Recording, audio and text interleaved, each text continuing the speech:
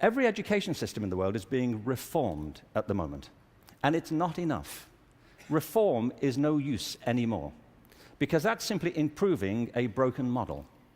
What we need, and the word's been used many times during the course of the past few days, is not evolution, but a revolution in education.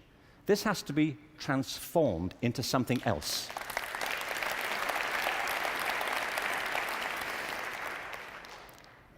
One of the real challenges is to innovate fundamentally in education.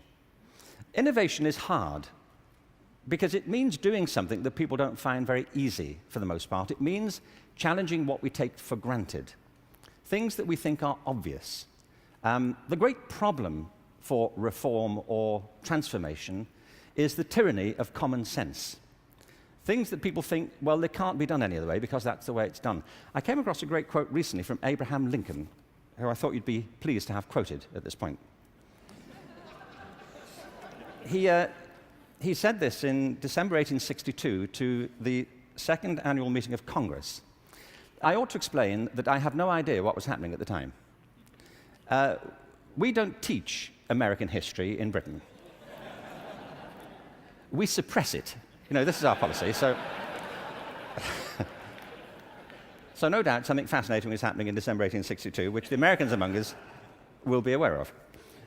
But he said this: the dogmas of the quiet past are inadequate to the stormy present.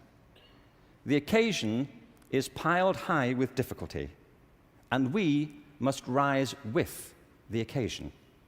I love that. Not rise to it, rise with it. As our case is new, so we must think anew and act anew. We must disenthrall ourselves, and then we shall save our country. I love that word, disenthrall. You know what he means? That there are ideas that all of us are enthralled to, which we simply take for granted as the natural order of things, the way things are. And many of our ideas have been formed not to meet the circumstances of this century, but to cope with the circumstances of previous centuries. But our minds are still hypnotized by them, and we have to disenthrall ourselves of some of them. Now, doing this is easy